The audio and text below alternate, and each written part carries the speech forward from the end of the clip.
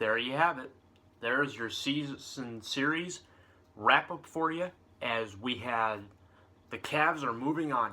They ended up winning tonight 198 over the Detroit Pistons as they completed the sweep of the Pistons to move on. Now they get the winner of the Atlanta Hawks Boston Celtics series, which is tied at 2 after Boston won 104-95 in overtime in the fourth game, both teams winning on their own home court. Isaiah Thomas has been brilliant so far in those two games for the Celtics. Meanwhile, for the Hawks, Paul Millsap dropped 45 tonight for the Hawks. But getting back to the Cavs ended up taking a series from a rather really impressive young basketball team that they call the Detroit Pistons. I have to say it wasn't easy. They were probably the scrappiest, the most aggressive, and the toughest 8 seed that the Cavs I have ever played. I think they have a really good-looking team in the near future. I think they could be a contender once again if they get at least one, not two, but one good, solid, and I repeat, one good, solid starting player. And if they get a good starting player, I think that the Pistons could be a good contending team. When you look at their main, their starting 5, their age group was no older than 25 years of age. I don't know them all all off the top of my head.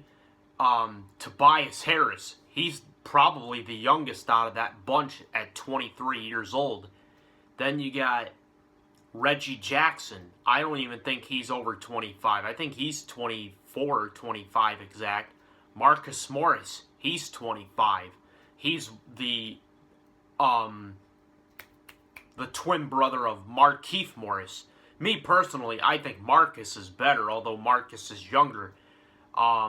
They played on the same team in Phoenix at one point, and then both went their separate ways. Marcus went to Detroit, and then Markieff got traded to Washington. And then you got Andre Drummond, the big man, and then you got Kentavious Caldwell-Pope. They have a really good-looking starting 5, but like I said, they're very young. They're kind of like what the Boston Celtics were last year. Very good team, a very good team, but I didn't really see them getting a win in the series because the Cavs are just way too well-round experienced. And plus, the Cavs had LeBron James. And, I think the thing I'm most proud about my Cavaliers is how impressive Kevin Love was in this series, both Kevin Love and Kyrie. They took a little bit of that weight off the shoulders of LeBron James. It was rather really impressive what he did. Those two did, to help LeBron James. Granted, Kevin Love had a bad game 4, but he had a good first 3 games, in my personal opinion, and he dominated the rebounds over the bigger man, Andre Drummond. But the guy that definitely needs to step up in the next series is definitely Tristan Thompson. Tristan Thompson was really quiet in the series, and if we want any chance to beat either Boston or Atlanta, you got to get Tristan Thompson active. But that's the end of this vlog.